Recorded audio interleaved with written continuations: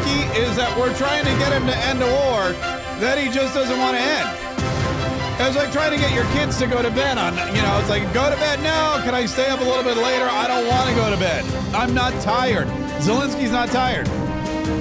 And that's what it's like having a kid that's petulant, that's disrespectful, that doesn't listen to you, and you're like, you got to go to bed. It's time. The day's over. Let's just go to bed. I'll read you one more story, but then that's it. And he just doesn't want to. He just doesn't want to do it, and he's going to throw a fit until he just passes out, kicking and screaming, and you have to drag him upstairs and throw him in bed and close the door. What's up? This is Mark Kaye Saves the Republic. Man, I got to tell you, this whole thing over the weekend, it's really become evident. It's really become evident that there's really only one person in the entire world that wants this war to end, and that is Donald Trump. I read a tweet. I forget who wrote it, but it was on X, and somebody said, do you remember when everybody declared that Donald Trump was going to start World War III? And now Donald Trump is trying to end World War III, and everyone's mad at him again. Everyone was furious at Donald Trump. He's going to start World War III, and now here he is doing everything he possibly can to keep World War III from happening. And everyone's like, you're abandoning Ukraine. What's wrong with it? It's just a big debacle and a big, huge mess, and we're going to unravel it here in just a minute. But it all comes down to motive. It all comes down, and Vladimir Zelensky's motive has absolutely nothing to do with peace in Ukraine. We'll get to that. Just like I said, everybody was out talking about it. And man, Donald Trump's cabinet. I spoke about this in the 47 Daily podcast this morning, which if you don't subscribe, you should go check it out at the47daily.com. I talked about what an amazing cabinet he has put together. Donald Trump's cabinet is just incredible. He's gotten experts from all various different arenas. He's put them in one place. They are not only experts in what they do, but they're all fantastic communicators, which is so important. It's one of the reasons why Donald Trump selected people the way he did. It's one of the reasons why when he's looking at his cabinet members, he goes, you know what? I'm not just going to pick a Treasury secretary who's good at money. I'm gonna pick a Treasury secretary who can go out and talk to the press and explain to people exactly why things are so good or why things are so bad or why things are the way they are. I also want a secretary of the Treasury that I can use in other various arenas. For example, I could send this guy out to talk to Vladimir Zelenskyy and try to convince him that this minerals deal is actually in his best interest but that seems like an impossible task. He's got people like Marco Rubio, who, after being in the Senate, a lot of people, by the way, giving Marco Rubio mad props.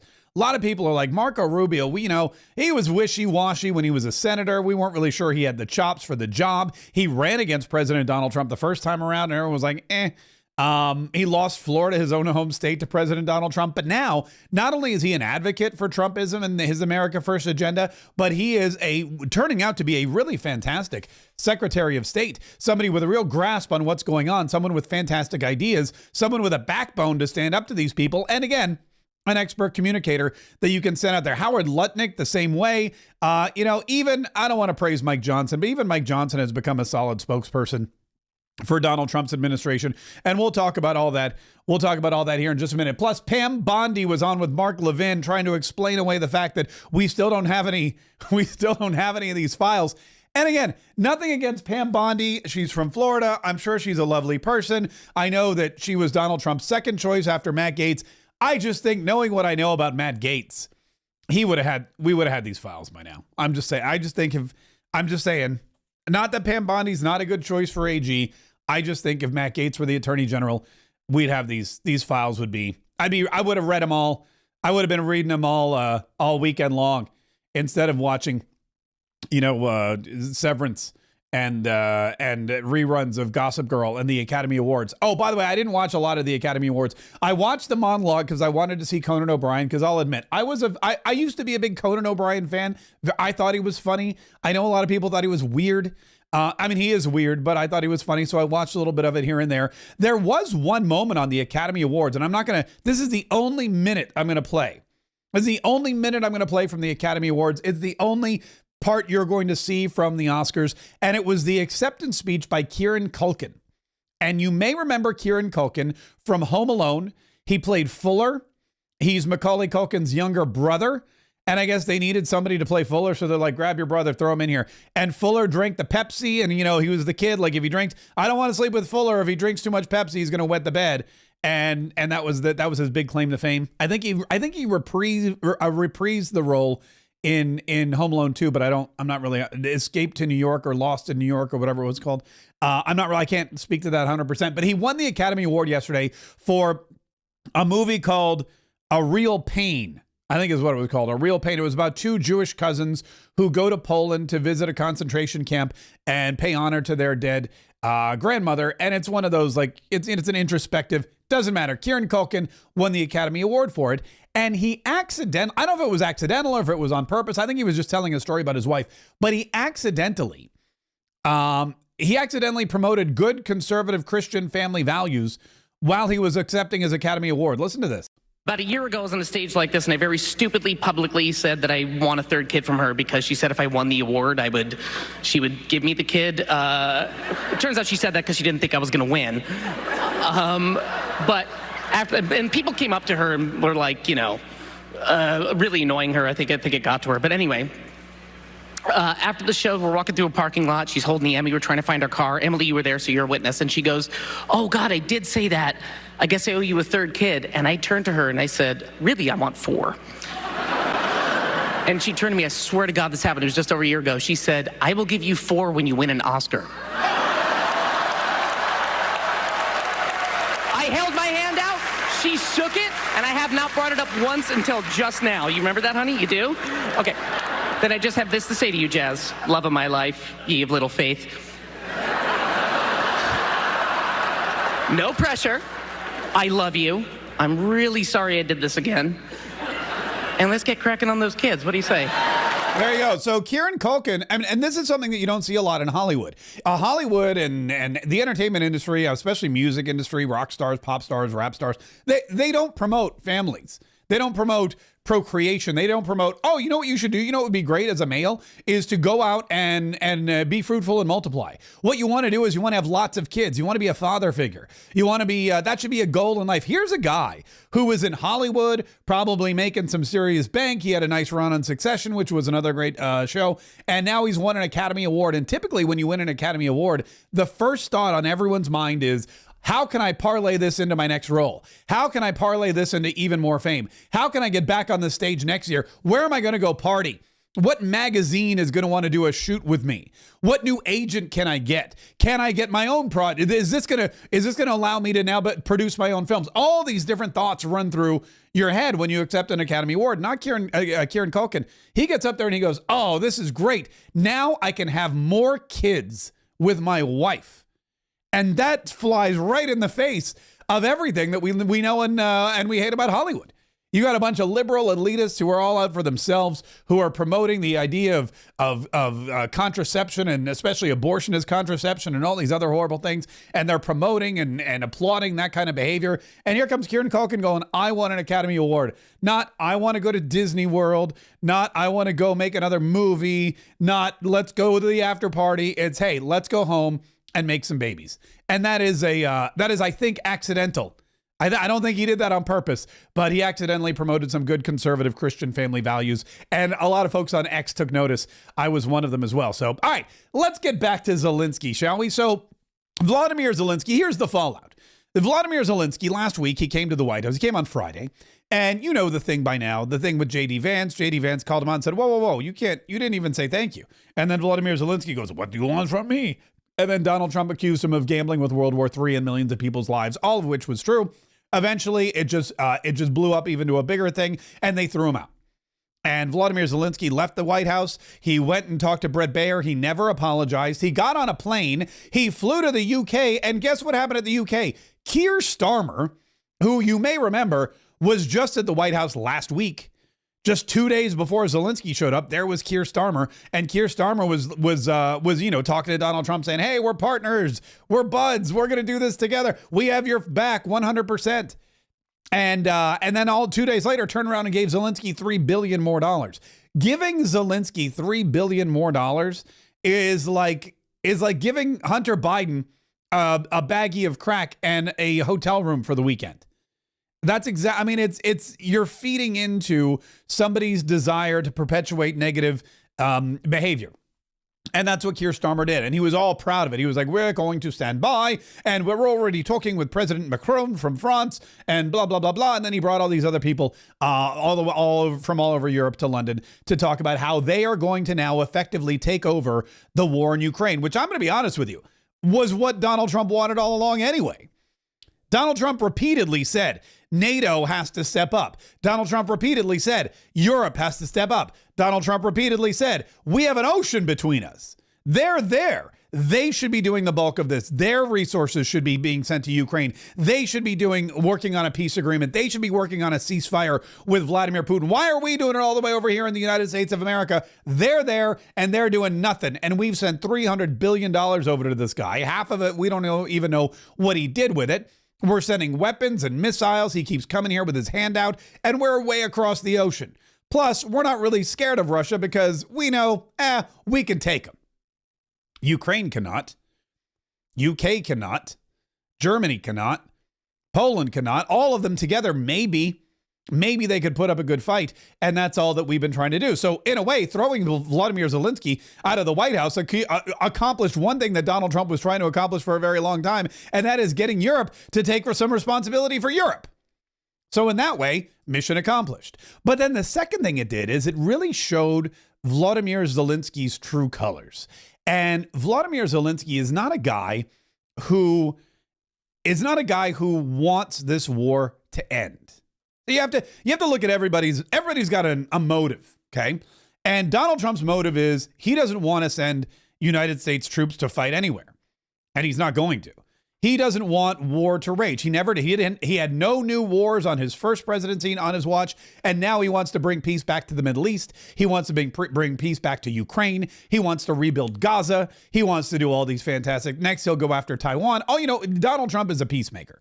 And so he's trying to get this clown to stop fighting with Vladimir Putin and sit down at the table and hash out a deal where they can just go about their business. That's Donald Trump's motto. That's his MO. That's rather his what do you call it? That's his motive. Pardon me. I don't know why I had a brain fart. But Vladimir Putin has a very different motive. Vladimir Putin just wants his territories back. And right now he has them.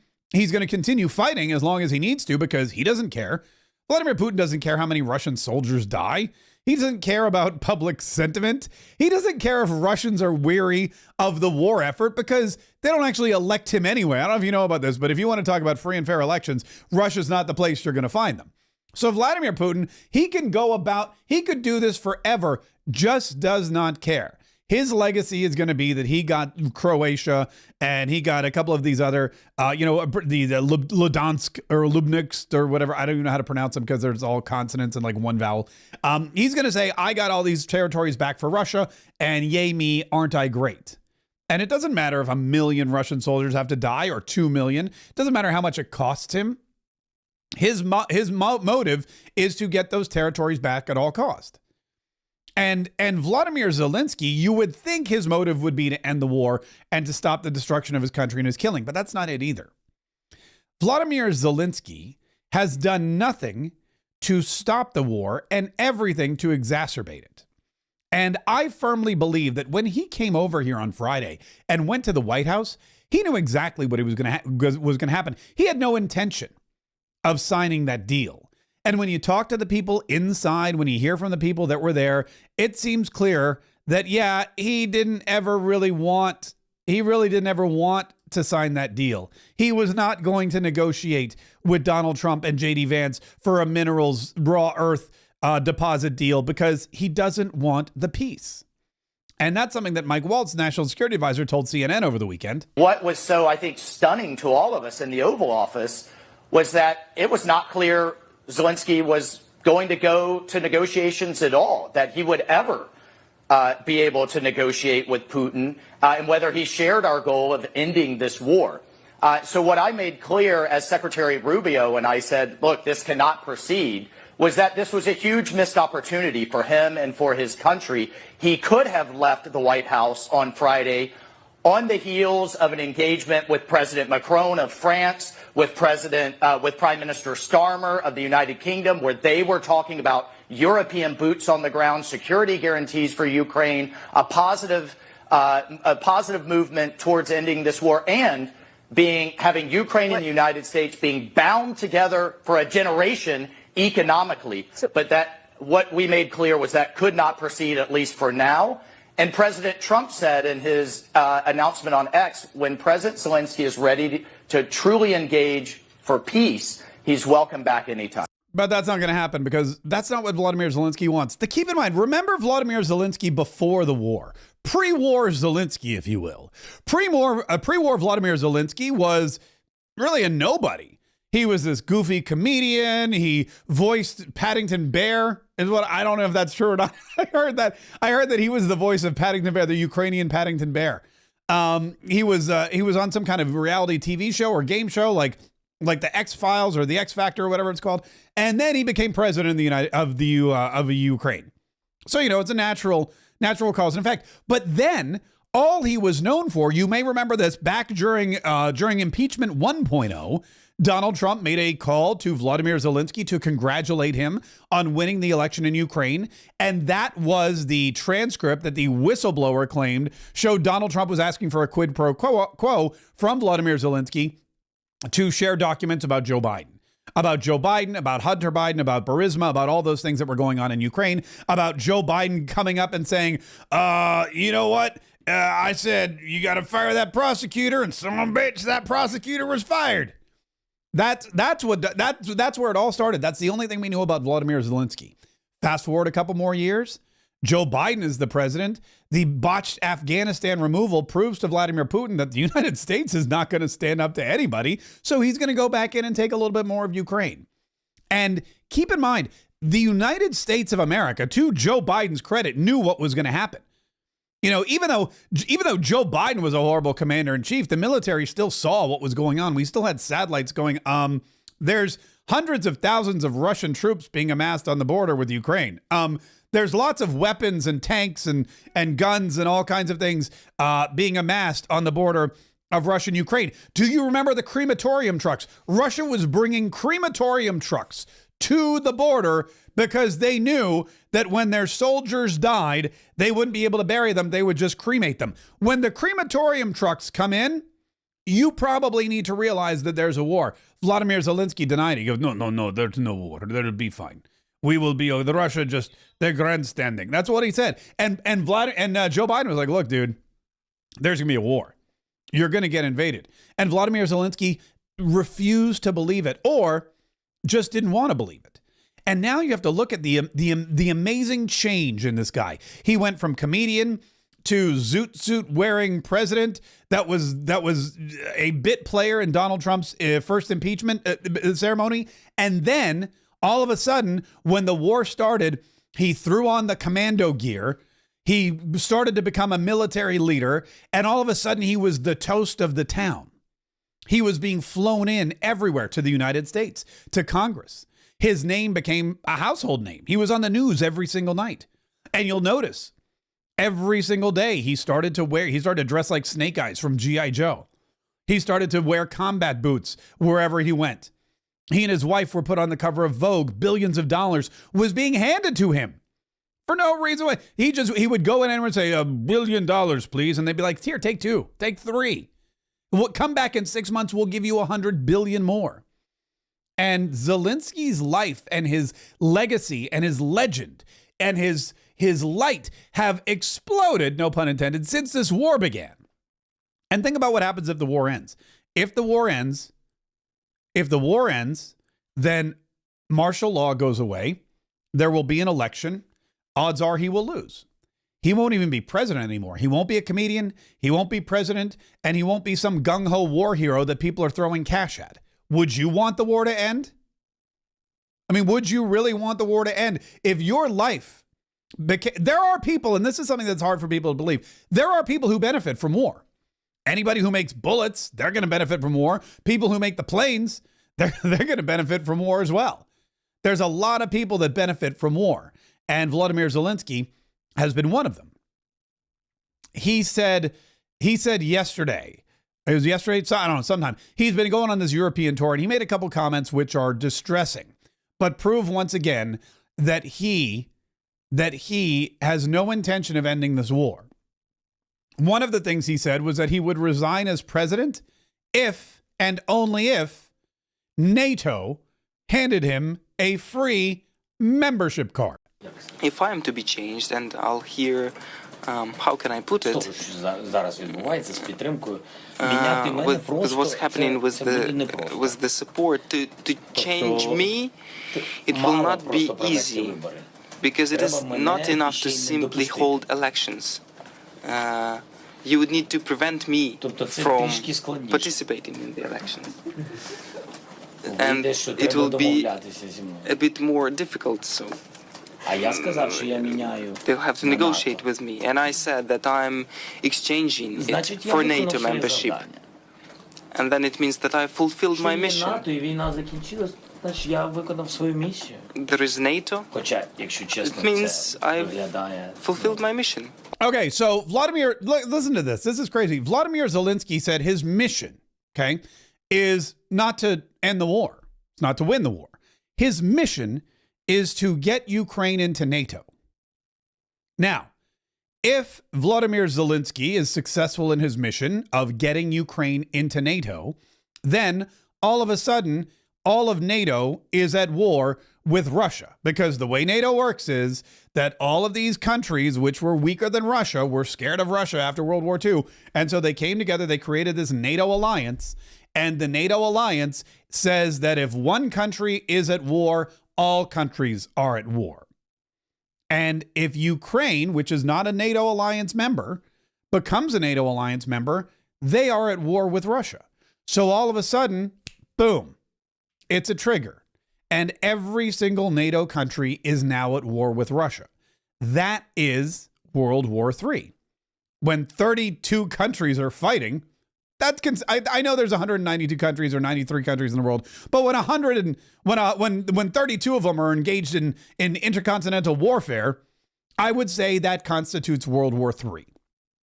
And that's what Zelenskyy has stated his goal is. His goal is to enter NATO and begin World War III, not to end the war. He didn't say my goal is to enter NATO so I can end the war, or I'll declare a ceasefire.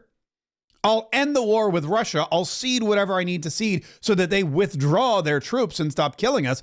I'll do that. But then I want to get into NATO. He goes, no, we need to get into NATO. He's stated his mission is to win this, is to start World War III. It's to exacerbate and keep this war going. He wants more of it. And he says the only way that he'll step down from the presidency, release martial law, call an election, and also not run, because he's so egomaniacal, he thinks he'll be the hands-down winner. But he said the only way that I will call an election and also not run in that election is if you let us into NATO. And what that means is World War III will begin, and he's safe at that point. Right now, this is the ultimate CYA. If Vladimir Zelenskyy steps down and doesn't run for re-election, but he gets his country into NATO, all of a sudden he's got 30 countries that are fighting his war for him. And he doesn't have to worry about fighting the war anymore because he's not president, and he's no longer a target. And he'll probably, let's be honest, move to LA or someplace and start a podcast with Harry and Meghan Markle. That's what I imagine would happen. That's what I imagine is his escape plan. And he also said something else too, which is very scary. And you have to really realize just how demented and sick this individual is, and what his end goal. I mean, again, he's in it for self-preservation, which I don't, fine. We're all in it for self-preservation. But when you're the elected president of a country that's at war, you shouldn't be in it for self-preservation. You should be in it for, national preservation. Doesn't seem like he is, because look at what he said, or listen to what he said about the U.S. and the U.S. military. The U.S. will have to send their sons and daughters exactly the same way as we are sending their sons and daughters to war. And they will have to fight, because it's NATO that we're talking about, and they will be dying. That's a really crappy sales pitch, isn't it? It's a really crappy sales pitch. I would like to get into NATO. I want my country in NATO. And when I get into NATO, you're going to send your sons and daughters to fight and to die. Okay, well then I don't think we should let you into NATO, because my son wants to go and learn to be a history professor. My daughter wants to go and work in a lab somewhere. I don't want to go fight your silly war in Ukraine that you refuse to end, even though you've had multiple opportunities now to sit down at the table and end it. Do you know how many ceasefire agreements this guy has turned down? This guy has had the opportunity to sit down and start a ceasefire with Russia. It happened on Friday with Donald Trump. It happened over the weekend with Great Britain. And he says no to ceasefires. He says there will be no ceasefire. We're going to keep fighting. And Americans will have to send their sons and daughters to die. I mean, I don't know about you, but I would say keep this guy as far away from NATO as possible. Donald Trump earlier today. Look at what Donald Trump posted on Truth Social. It's a headline. Ukraine's Zelenskyy says end of war with Russia is very, very far away. And Donald Trump reposts his headline and says, this is the worst statement that could have been made by Zelenskyy, and America will not put up with it much longer. It is what I was saying. This guy doesn't want to be, doesn't want there to be peace as long as he has America's backing. And Europe, in the meeting they had with Zelenskyy, stated flatly that they cannot do the job without the U.S. Probably not a great statement to have been made in terms of a show of strength against Russia. What are they thinking? So his European buddies are saying, look, we'll back you. We'll give you more money. We'll even put troops on the ground, which I'll get to Keir Starmer here in just a minute because this guy's another wackadoodle. We'll put troops on the ground to keep the peace, but you're not going to win without the United States of America. And so you need to probably go back and get that deal done with Donald Trump. You need to give him your rare earth minerals. You need to give him your precious metals. You need to give him the aluminum and the uranium and whatever else he wants so that you have an economic. I mean, it makes sense. It's just what Mike Waltz said. Who else? Howard Lutnick. Howard Lutnick said the same thing yesterday as well. He said, look, this dude is basically nuts. So we were 40 minutes before the cameras came in and 45 minutes before the meltdown. And the fact was Zelenskyy never stopped asking for, I will give no concessions. They've got to leave my land. I want reparations of $300 billion. And I want the United States to give me security guarantees while they're at war with Russia. And that's why the president called it World War III. You're gambling with World War III. We're not going to give you security guarantees while you're at war with Russia. It's just ridiculous. His requests were ridiculous. They were not reasonable. The president let it go for a while, he was there to make peace. Our president is there to make peace.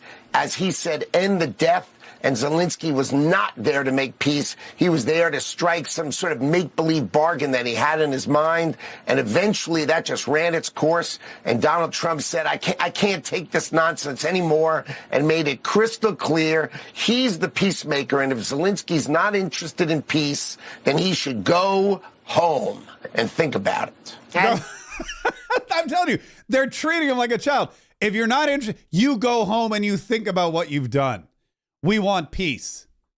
Blessed are the peacemakers, for they shall be called the children of God. I think that's right. I said one of those once. I messed that up once. Blessed are the peacemakers, for they shall be called the children of God. I'm pretty sure somebody will fact check me. Usually it's one of my kids because they know the Bible. They know the Bible a lot more than I do. But basically he's saying, look, we had for 45 minutes, the guy's like, I'm not going to sign this agreement. And Donald Trump's like, you better. And he's like, I'm not gonna. I want this. I want that. I want reparations. Like all of a sudden, he's what's his name? Reverend Al Sharpton. I want reparations. $300 billion from Russia. Dude, Russia's going to let you live. That's your reparation from Russia. Otherwise, they're not, because they just don't care and they can fight endlessly. I posted this on my X. Let me see if I can pull this up. Real quick. I went in and I said, hey, look, I got to find out. I need to prove to people why this war will continue as long as Vladimir Putin wants it to continue. Because Vladimir Putin, where is it? Here it is. Here we go. Let me show you this chart right here real quick. This is the population of Europe. Russia is the most populous country in Europe by a long shot. It is just about, it is a little less than 2 times more populated than Germany. It's a little less than 2 times more populated than the United Kingdom. It's about twice as populous as France, way more than twice as populous as Italy, Spain, and Ukraine and Poland. So yeah, if you put all those people together, Germany, UK, France, Italy, Spain, Ukraine, Poland, if you put them all together, you have a decent fighting force, but you're going against an adversary who's, pretty hell-bent on destruction. Plus, there's a much smaller fighting force in the UK than there is in Russia. In Russia, Vladimir Putin, I get Vladimir and Vladimir. Vladimir Putin will send his generals to colleges and schools and, just bars and towns, find any man of fighting age and say, you're now in the army. And he'll send them to go fight. They don't do that in Germany yet. They don't do that in the UK or in France yet, although they might. There's not mandatory conscription in any of these places. They don't kidnap you, put a gun in your hand and say, go shoot Ukrainians in any of those countries or Russians in any of those countries. Russia has a very different tactic when it comes to fighting and winning wars. And it's one that the UK can't really stomach at this point.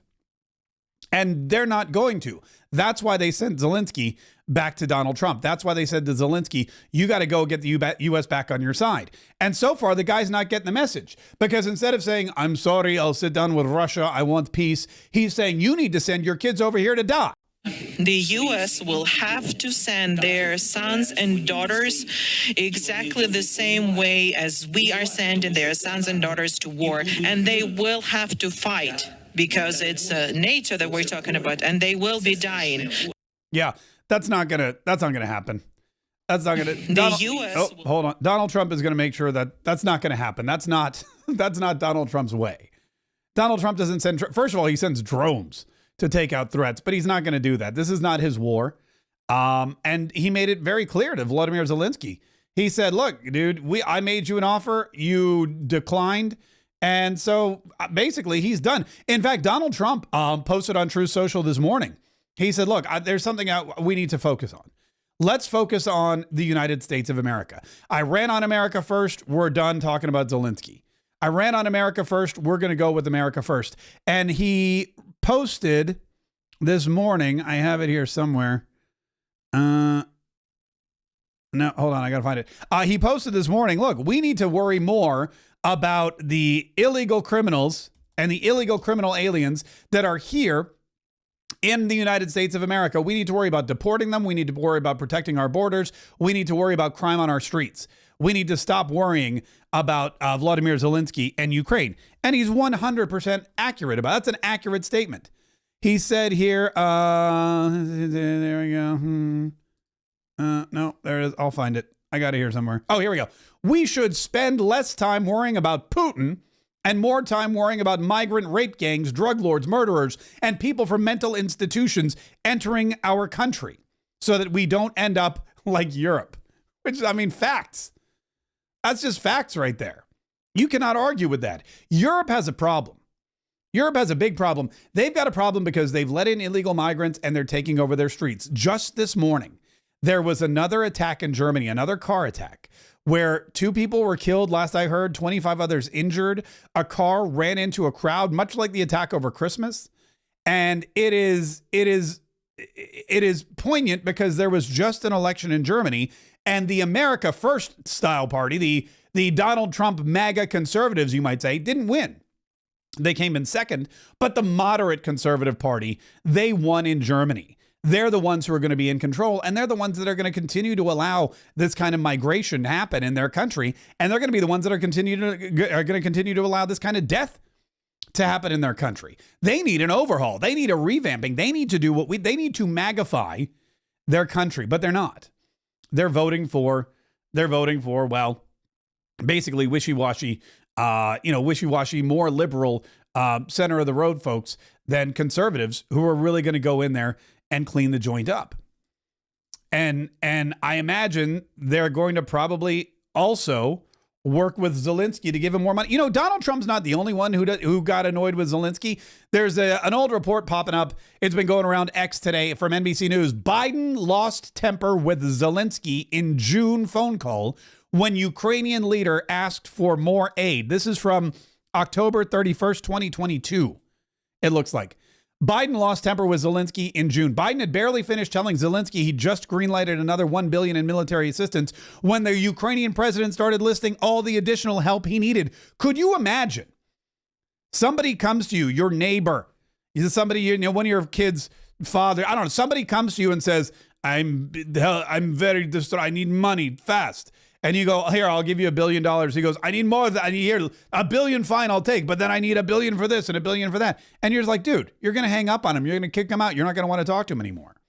That's exactly what happened with Joe Biden, apparently.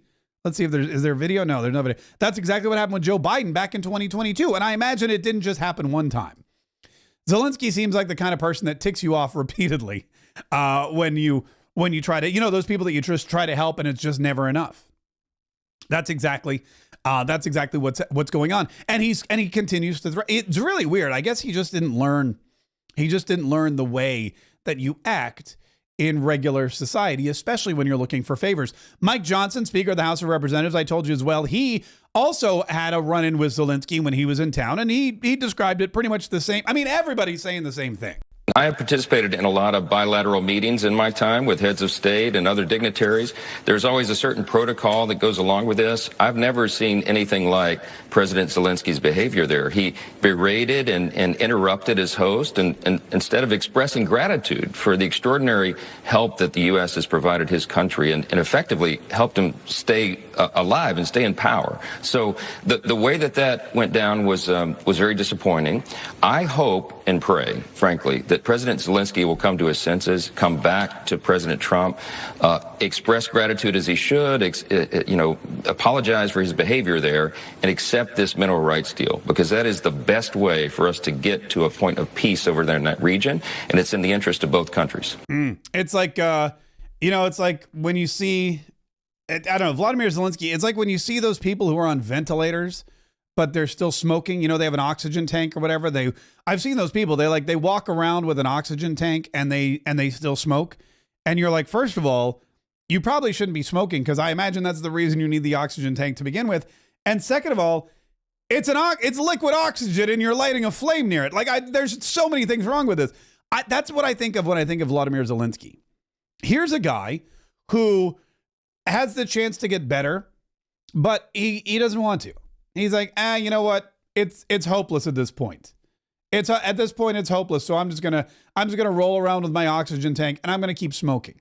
Yeah, you can give me an oxygen tank. You can give me the $300 billion, but I'm not gonna stop the habit that got me here in the first place. I'll take your help. I'll take your assistance. I'll take your aid, but I'm still gonna smoke. And it's going to be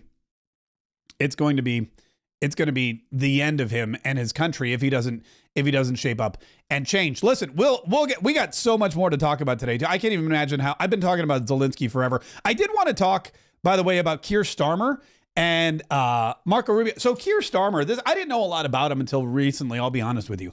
But this guy, he's turning out to be one of the worst. He's one of those wolf in sheep's clothing type guys. He definitely, seems like he's a nice guy, like he's just helpful, like he's pip blah blah blah.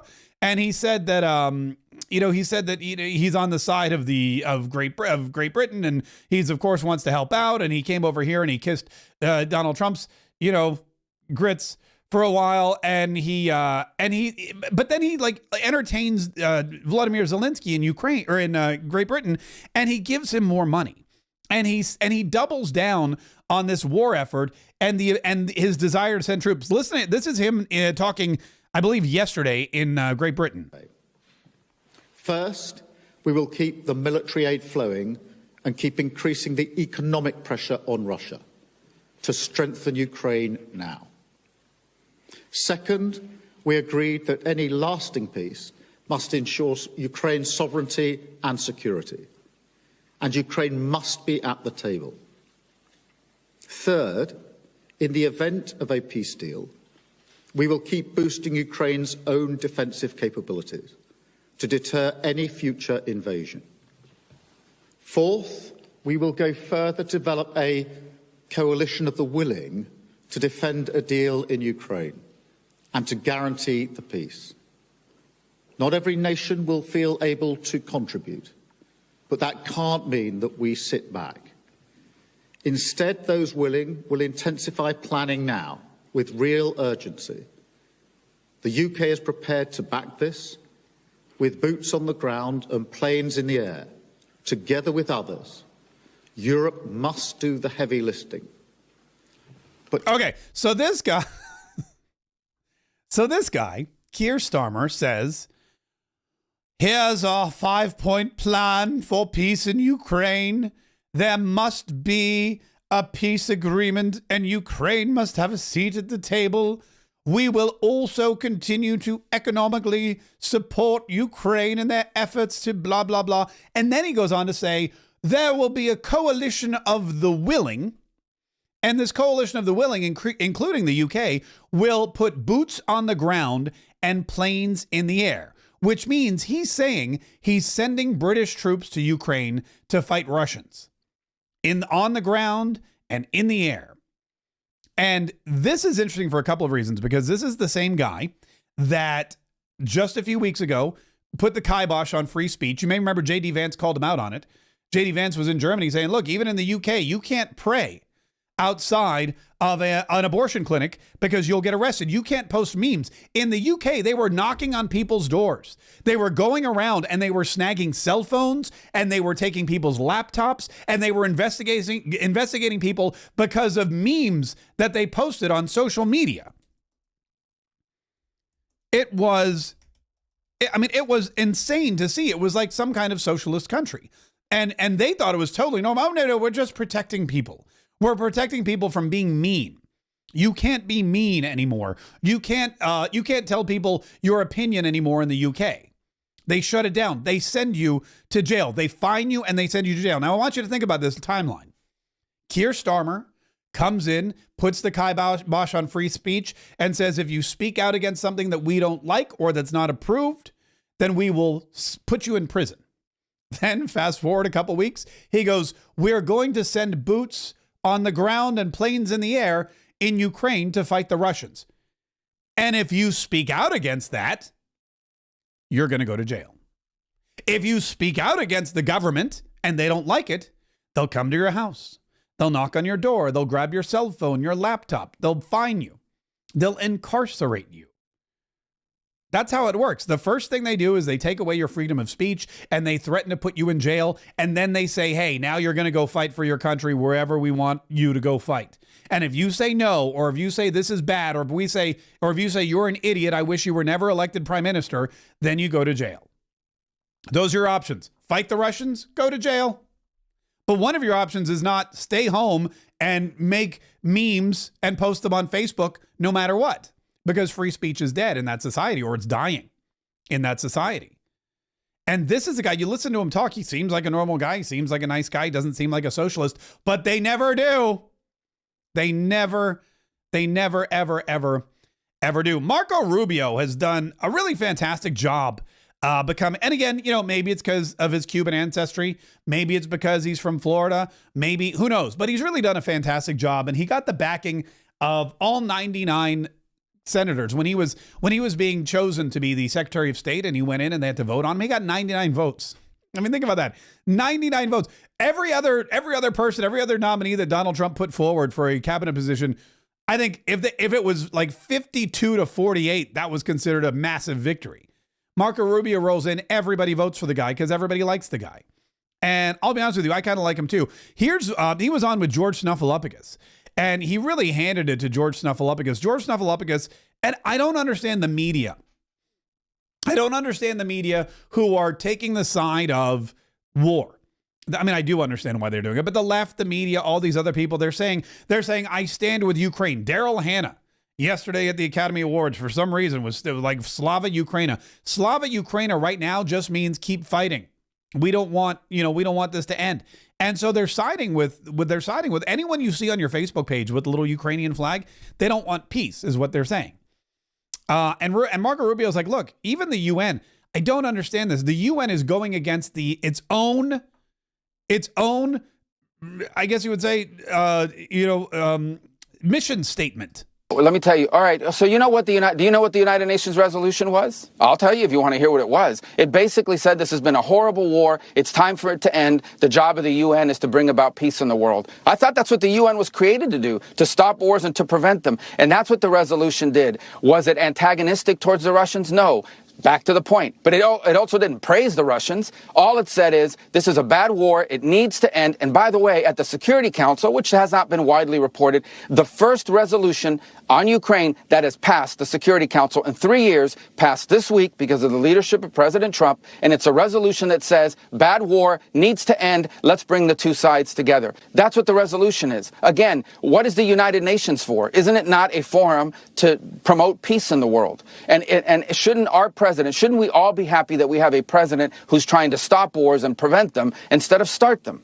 And I just don't get it. I really don't, other than the fact that it's Donald J. Trump. If this was a Democrat that was doing this, everyone would be saying, well, he's on his way to the Nobel Peace Prize. This is absurd.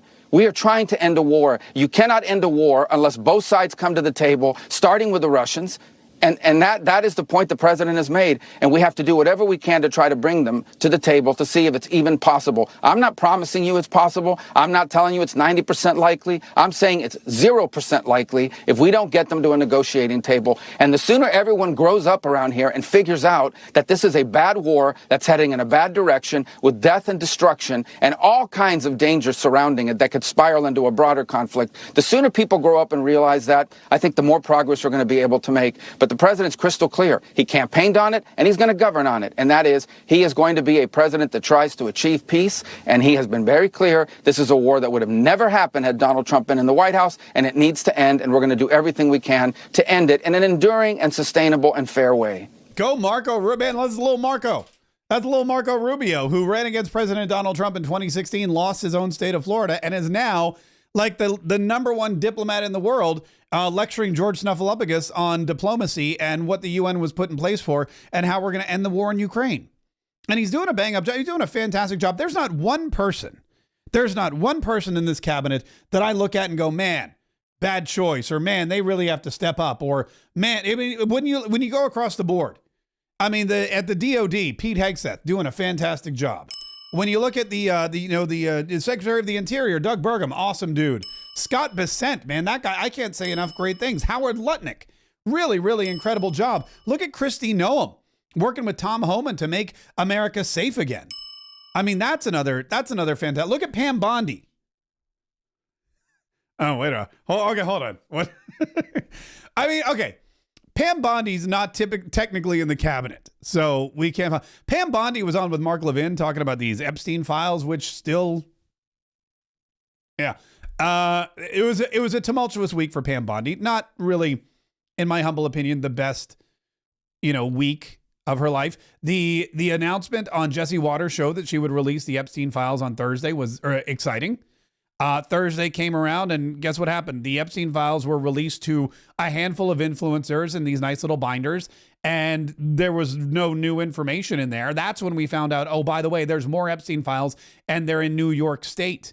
They're in the Southern District of New York. The FBI is keeping them hostage. We don't know who's in them. We don't know what's in them. We don't know what they say because they refuse to deliver them, even though I've asked for them. And so she wrote a strongly worded letter to Kash Patel saying, you got to get these things here by 8 a.m. on Friday. 8 a.m. on Friday rolled around, and we weren't really sure if she got them or not because we never heard about them again.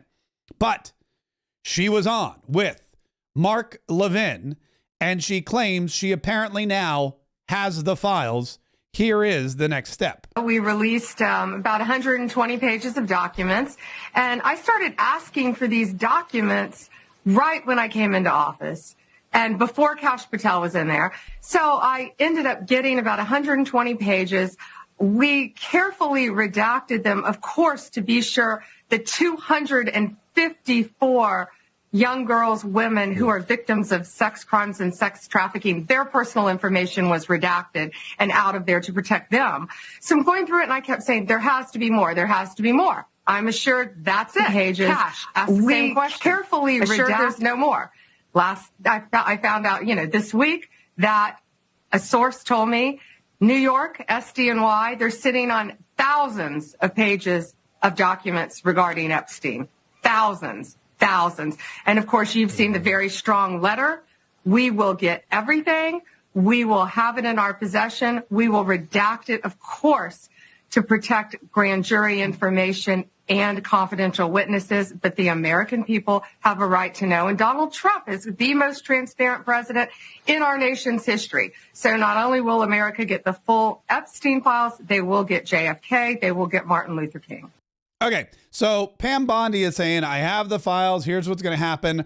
I'm going to release them, but first I got to read them. I got to make sure that there's no grand jury information, blah, blah, blah, bliggity, blah. But again, we're bordering on, we've heard this all before. And we heard it last Thursday. We heard it Friday. I don't know if we're hearing it again on Monday. I don't know how many more times we're going to hear this before people are going to lose faith in the entire process. But I'm going to be honest with you. I feel like it's going to be soon. I feel like these files need to be popped out. These files need to come out very, very soon. If not, it's going to be difficult moving forward for both her and Kash Patel, because Donald Trump's look, he said he was going to close the border. He closed the border on day one. Donald Trump said, I'm going to eliminate illegal alien criminals, and he got them out on day one. Donald Trump said, I'm going to put tariffs on everybody and their mother, and he did. In fact, tomorrow, March the 4th, the tariffs go into effect on Canada and Russia, Canada and Mexico and China. Remember, these tariffs were set because the border was wide open. We needed to close it, and we want our trading partners to close it. Why are we building a wall when the most important trading partner to Mexico and Canada is America? They should be more respectful to us. They should be stopping caravans, and that's what the president set these tariffs about. He said, stop the flow of immigration and stop the flow of fentanyl killing our people. 75,000 autopsy deaths of fentanyl in America. It's got to stop, and the president is trying to make sure that Mexico and Canada stop it. Yeah, and he's explaining that to CNN because CNN just doesn't understand the whole thing about drugs and, migrants and blah, blah, blah. But I mean, we are in a place now where we haven't been in a very long time. Zero immigration, zero illegal immigration. We've got criminal aliens being deported left, right, and center. It's really fantastic. It's really amazing what Donald Trump and his team have been able to accomplish on the border, with, the economy, what they've been able to accomplish with, these mass deportations, what they've been able to accomplish with getting men out of women's sports, all these other executive orders, the Doge team and the amount of savings that they've been able to create in just a short period, like 6 weeks, not even. The Department of Justice lagging a little bit behind. And again, yes, they're working on a lot of stuff. There's still a lot of deep state operatives in there they've got to get rid of. But if we knew on Thursday that the Southern District of New York's FBI office was hiding FBI files, then Friday morning, a helicopter should have landed on their rooftop. Pam Bondi, Kash Patel, and whoever else you need, a couple of federal marshals, should have hopped out, fired everybody, locked the door, gone through everything personally, and said, all right, we're starting this office is closed. We're now starting fresh. We're getting new agents in here. We're getting people that are dedicated to law enforcement, and we're not going to get out. So look, I mean, she's still got time. I know they're still new on the job, but for whatever reason, everybody else seems to be able to jump in a little faster than she does. Now, there's a big speech. There's a couple big things going on tomorrow and Wednesday and Thursday, as a matter of fact. It's a busy week. Tomorrow, Donald Trump's speech. It's a State of the Union address, but it's just called a joint address because he's only been in office for 6 weeks. Wednesday, I'm going to be doing a live event at 8 p.m. Eastern. I have to tell you a little story. I didn't even realize it, but I guess Friday was the 28th and marked the 1-year anniversary since I was thrown out of the radio station by the lunatic liberals who run the joint. And, I had a guy deliver some propane. Insert your King of the Hill jokes here. Propane related products. Had a guy deliver some propane because our tank was empty. And he goes, man, I miss you on the radio. What's it been? And I go, it's been about a year. And then I realized, oh my God, it's been about a year exactly. Friday, a year ago, was our last show on the radio. We were syndicated across the country. We had a deal in place to be syndicated on hundreds more stations. And then for whatever reason, the liberals in charge said, get out. And take your conservative beliefs with you. I have to imagine it had something to do with the fact that it was an election year and we were really excited about Donald Trump being reelected, and they perhaps were not, because like I said, they run their company out of Hollywood. But it's been a year, and it's shocking to me because I didn't know when I left that I'd be able to sustain this for a year because it's a very different, I've never not worked for anybody in my life. And now I just work for myself. And we learned very quickly how to pivot. We learned very quickly how to continue creating the content. We learned very quickly how to monetize on various different platforms. We learned very quickly the business aspect of what we do here. And it seems to a lot of people like, oh, it's so much fun. Mark comes on and he tells jokes. He makes fun of Biden and we yell about politics. And we do all of that. And, oh, he's on TikTok all the time and he's posting about this and he makes funny jokes and he's on Twitter and Cat Turds on and Laura Trump and he went to it's all fun. Don't get me wrong. The best job in the entire world. But it is also a business. And one of the things I really had to learn and buckle down and do was figure out how to create profit every single day. Every time I posted, how to create offers and offerings and work with partners and that kind of thing in a way that was able to financially sustain this business, because now I don't work for anybody else. I don't get a paycheck like anybody else does. I work for myself. And I did. And one of the things I'm doing on Wednesday, because I've had a lot of people reach out and ask for advice. And in our ACES group, we had a lot of folks that were like, hey, this is great. I'm learning a lot. So I've opened it up and I'm going to do a special event on Wednesday at 8 p.m. And if you're one of those people that has a business or wants to start a business or you have a side hustle, if you're on YouTube or TikTok or Facebook and you just haven't figured out a way to take it to the next level and really financially thrive on it, then you should join us Wednesday, because I'm doing a 1-hour event. It's a 1-hour masterclass. And I'm going to teach you what I've learned, not just over the past year, but over the past 20 years of being on social media, how to make at least $1 for every follower you have. And we're going to go through, it's really quite unique. It's 1 hour. Like I said, I talk really fast, so I can get like 90 to 180 minutes worth of stuff into 1 hour. But the first part, I'm going to teach you how to take whatever platform you're on and turn your followers into dollars. The second time the second 20 minutes, we're going to talk about your content, and we're going to talk about how to create content that your audience will love.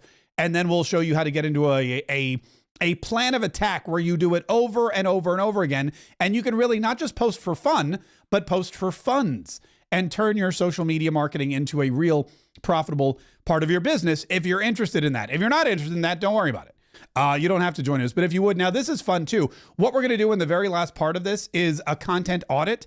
And what we do this in my ACES group all the time. People will come in and say, hey, can you take a look at my video? It didn't do as well as I thought. And I go, sure, no problem. And I look at it and make some helpful suggestions. Or they say my Instagram page, I've been losing followers. I can't figure out why. Or my TikTok's just not taking off.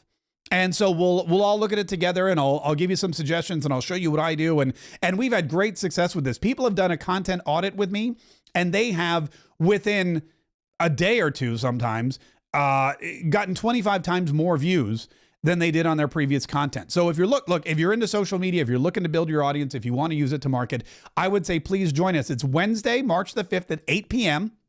And if you want to join, it's dollarsforfollowers.com. Dollarsforfollowers.com is the website address. I've also put it in the description of this video on YouTube and Rumble, so you can check it out right there. It's $17, not free by any means. It's $17, but it's well worth it. You're going to get like 5 times the value on Wednesday.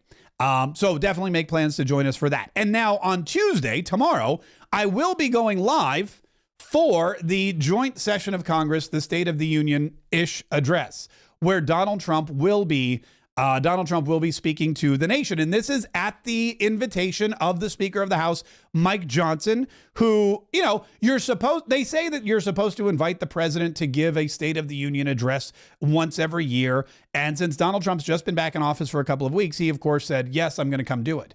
But also there's a lot of stuff that he's done in these past few weeks, which means this speech is going to be great for a couple of reasons.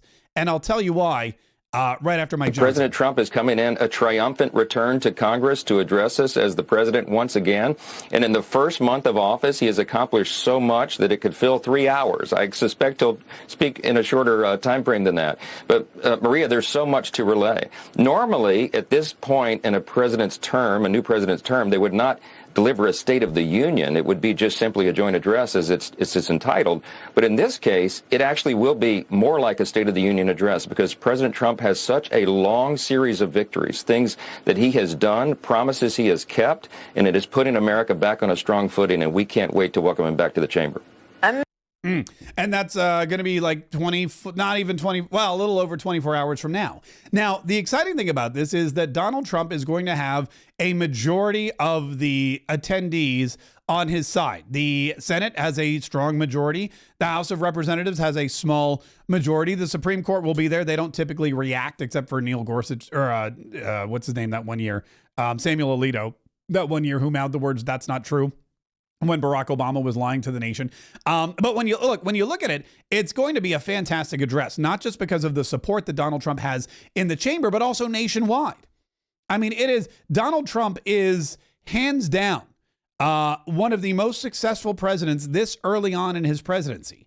Donald Trump has the support of the majority of the country. They support what he's doing. They believe what he's doing is right. They believe that what he's doing is exactly what he promised to do when he would run, and they love that he's fulfilling those promises, and he's going to itemize all of them again tomorrow night live from Congress. Plus, he's going to have J.D. Vance sitting behind him as well as Mike Johnson. So you're not going to have Mike Pence sitting there looking solemn and like he doesn't really know what's going on. You're not going to have Nancy Pelosi tearing up the speech when it's all over. You're going to have a coalition of America First patriots in the chamber with the president, behind the president, and watching at home. And we will be watching live here online. So if you haven't yet subscribed to this channel, you're going to want to do that. Subscribe, hit the notifications, because I'm trying to think of how it's going to, we may even go live at like 8 just to, just to get just to see what happens. There's going to be a lot that goes on. It'll be either 8 or 8:30, but we'll make sure that we go live at 8 or 8:30 on YouTube, on Rumble, on all the regular platforms, all the usual suspects, because we want to make sure that we're getting the coverage of this monumental event. And we want you to watch it we like to watch these things together, because it makes it a lot more fun for everybody. So if you haven't yet subscribed, make sure you're doing that right now. Make sure that you hit like, subscribe, share, notify, all those things. Because like I said, you never know when there's going to be something new and exciting to share coming out from the White House, or really from anywhere. By the way, I do want to thank Mindy Goy, who dropped a $20 super chat.